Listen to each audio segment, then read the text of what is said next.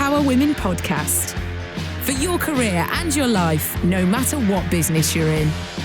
Hello and welcome to a brand new episode of the Northern Power Women podcast. I'm Sam Walker. Joining me as ever, Simone Roche, MBE, our great leader. And hang on, Simone. Do I have to salute now? Lieutenant Roche. What the heck? Honorary Lieutenant in the Royal Navy. Goodness me. Tell me more. Well, it's actually Honorary Lieutenant Commander. Oh, you might have demoted me. Maybe that's because I've been in trouble. I don't know. That was this week's highlight. A letter from the Queen ratifying my appointment as an Honorary Lieutenant Commander in the Royal Navy. So, yeah, really, do you know what? I'm really, really excited. It's been kind of hanging around for quite a while, but we've obviously had to wait for the Queen to rubber stamp it from Windsor. Yeah, it's brilliant. And you know what? I think the thing that's only just dawned on me as well, there's only around about 30 in the world, 30 of us, 5 of us in the north, and hands up if you're the only female. You're kidding. You're the only woman. In the north, yeah. Oh, my word. So, yeah, no, it's brilliant. And I think many of you will know that I joined the Navy at the age of 18. And I always think it was the best thing that I ever did. But ultimately, coming full circle, one of the reasons for setting Northern Power Women up was because I wasn't really sure what I wanted to do when I was, at that age. And I wanted to create that plethora of visible role models that people would have options. But now for me, this is like coming back home again. 50% of recruits for the Royal Navy are from the north of England, but tend to be white male. So part of this, and I think part of getting me on board, it is honorary, it is advocacy, but it's very much about engagement with communities and conversations. So to be honest, it is properly right up my waterway. Oh, does that sound wrong? Maybe I've just been demoted to lieutenant. Probably have, haven't I? That is amazing. I mean, with my ridiculous childish brain, I'm like, can you just get on any ship anywhere and make them do whatever you tell them to do? Reroute this ship. I love it. It's just fantastic. Well, Northern Power Man is ecstatic. So I got a call because I've been asked to do some media around it, which is brilliant. And I went up to the Royal Naval Northern Command, which one was very strange going into a real life environment. I haven't been in an office or anything like this for months and months. That was weird. But I went in and got my rig, my kit. The amount of clothing I've got as of today of my new Navy attire was unbelievable. And I was literally having to run to go on to another call, and I'm like, am I allowed to travel in my uniform? Am I allowed to do this? Because I've not had all my full briefings yet. And so I literally swept back onto HMS Lady Isabella, where we live, down the jetty. I could have the Officer and a Gentleman music in my ears. Amazing. But you know what? The bugger was, it was pouring down with rain and nobody saw me. I now have this image of you sprinting like a gazelle along Royal Albert Dock towards your boat. Do you know what, Simone? If I'd just been given this honour, fantastic, honorary Lieutenant Commander of the Royal Navy, one of only 30 in the ruddy world, I'd be wearing that uniform 24/7. A bit like when you're a kid and you get new shoes and you wear them to bed because you're so excited. Oh, I'd wear it non-stop. I want you to wear it on every Zoom call for at least a week, please. Well, do you know what? I have to say that I had a telephone Zoom call. I had like 14, 15 minutes. I could have got changed. No, didn't. Too right.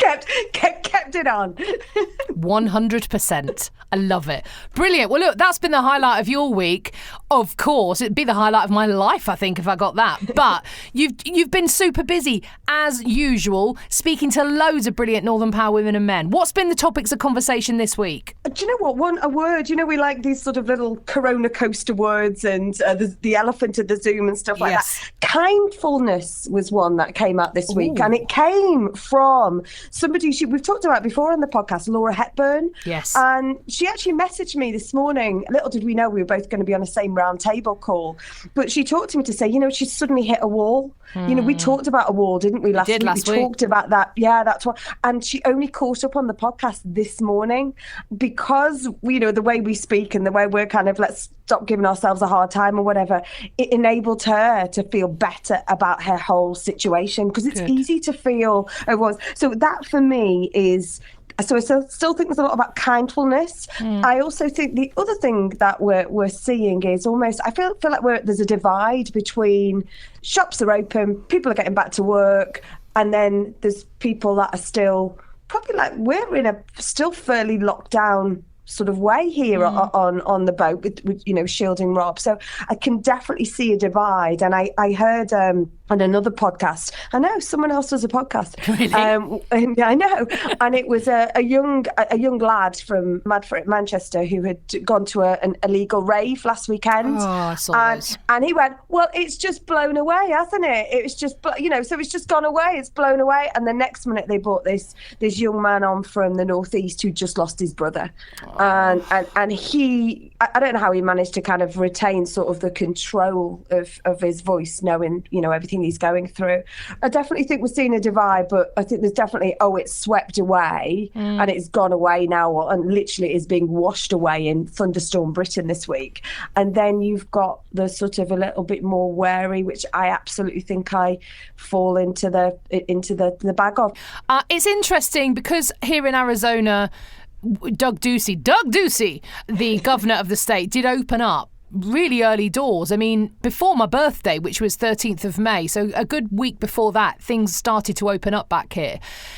Now, you may be surprised, you may be not. Arizona is currently absolutely spiking with new cases. Now, a lot of people are saying, it's because there's more testing, but man alive, we are higher than pretty much any other state right now. And we're a very spread out state in terms of population because we're such a massive state. And there's some areas of Phoenix that are where people live cheek by jowl, but there's also huge swathes of the state where, of course, it's just open plains. So I know a lot of scientists and a lot of epidemiologists are really scratching their heads and going, why is Arizona being affected so much? One thing you can say is the heat doesn't kill it, seeing as we're 40 plus all day, every day at the moment. But President Trump, who's consistently refused to wear a mask in public, this week he uttered the amazing phrase, well, if we don't test anymore, there won't be any new cases, will there? Which you just think is beyond comprehension. So he held a huge rally in Oklahoma last Saturday.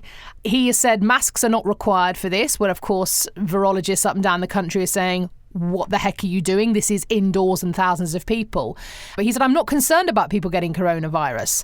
Does that mean he doesn't think people will get it, or does it mean he's just not concerned if they do? And there you go. But every single person who attended that rally in Oklahoma had to sign a disclaimer saying, if you get coronavirus, you cannot hold President Trump or the government responsible. So does he believe it's still out there, or does he not? And it's this... The virus has become very political in this country. There are lots of voices saying they think it's a democratic plot to try and overthrow the American way. I mean, some of the theories going around are just unbelievable. Loads of people are out in bars, packing out shops. I'm like you, Simone. I'm going out with caution. I'm going to do my weekly shop. I'm wearing a mask. I'm washing my hands when I get in. And I'm still staying in a very small social bubble. And for me, that's what feels right for my family. My husband still hasn't been back into work, although the office is open. And I think you've got to do what's right for you and be aware, because you're right. It hasn't washed away. It hasn't blown away. It hasn't burned away. That's for sure.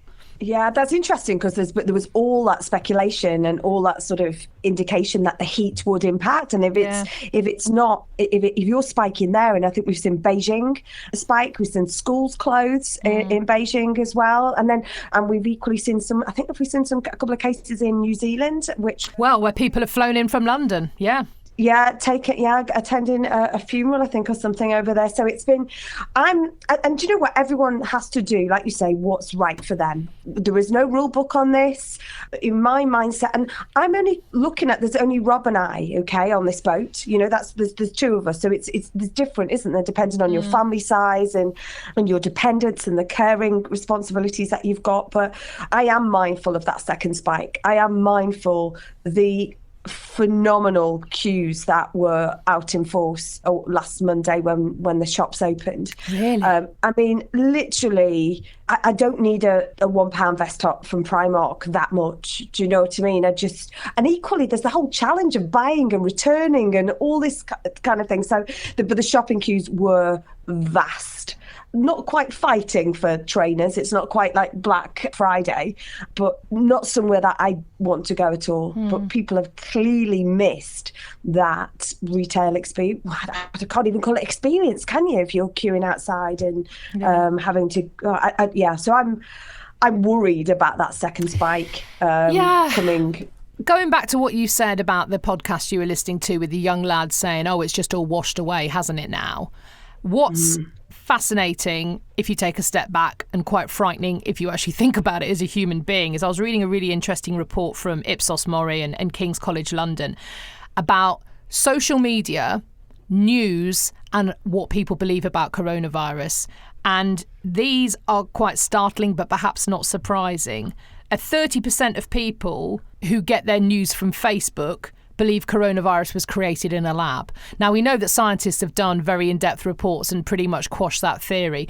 But for people who get their news from Facebook, a third of people still absolutely believe that. 60% of people who get their news from YouTube think coronavirus is a 5G spread virus.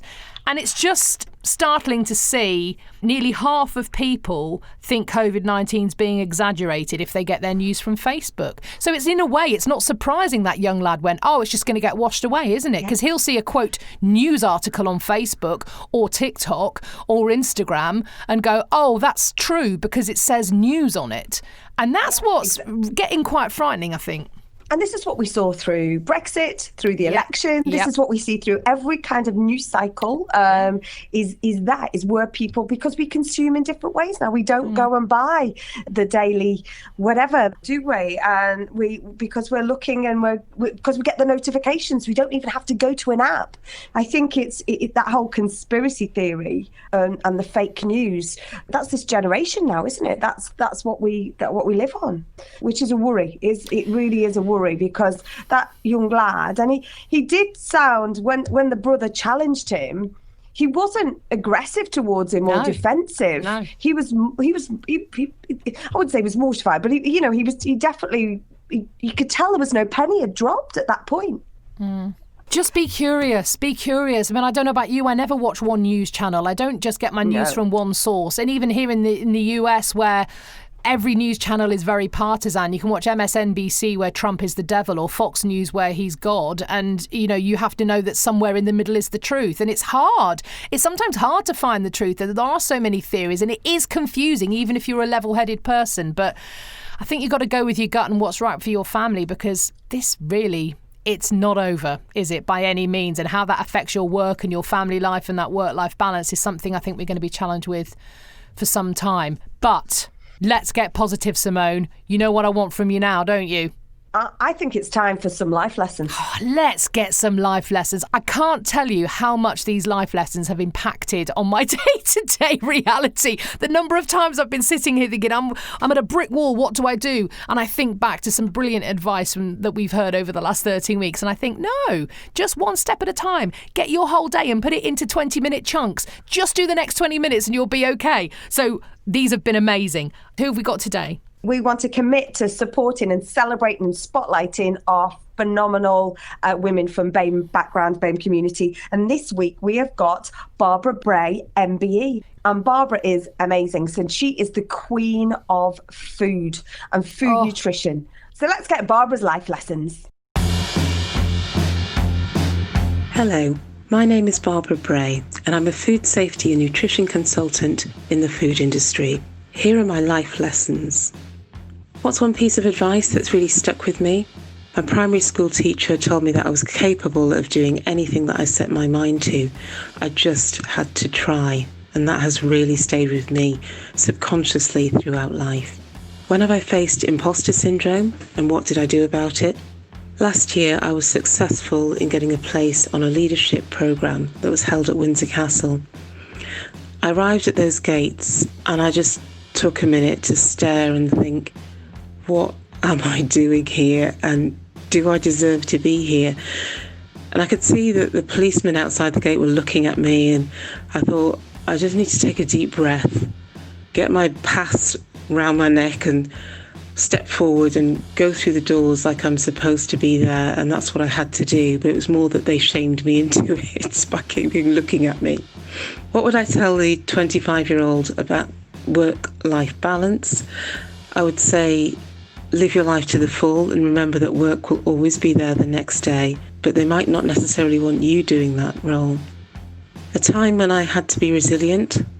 I went through a period, it was a 4-month stretch of time where I'd had major surgery, relationship breakup, redundancy, and the house that I was selling flooded, and then I really had to pull out all the tools from the toolkit to be resilient.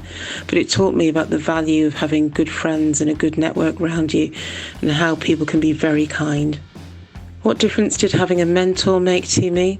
My mentor taught me about failure and the importance of failure, and that left me with a legacy. It meant that I've been able since then to try new things without worrying about the outcome, just doing them to test them and not panicking if it wasn't going to be successful or not. So they are my life lessons. I hope you find them useful. Thank you.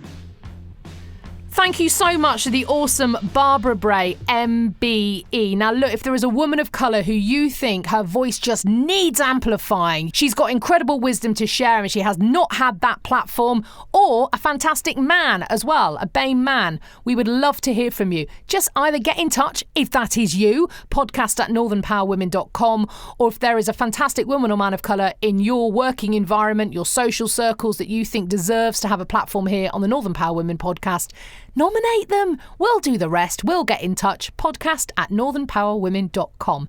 Tar. I've got a skedaddle in a minute, Simone. I mean, you might be aware I moved house. Well, you know, of course, but I moved house about 10 days ago.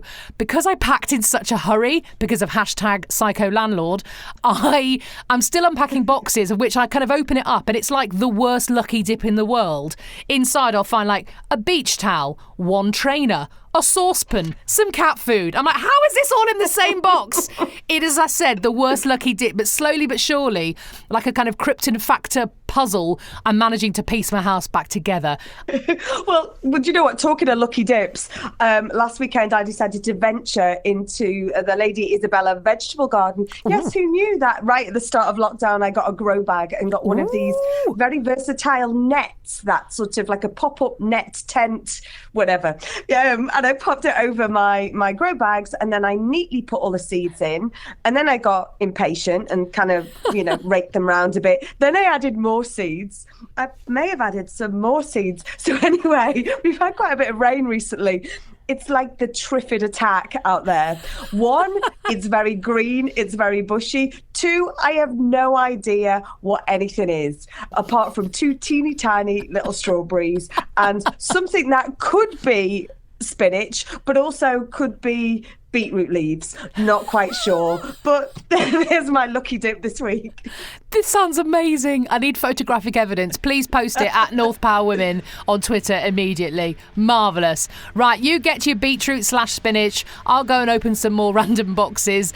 This is the Northern Power Women podcast. Thank you so much for listening. The next episode is coming your way on Monday, June 29th. Can you believe it? Simone, I shall speak to you next week. I will see you next week. Enjoy the boxes. I'm Sam Walker. The Northern Power Women podcast is a What Goes On media production.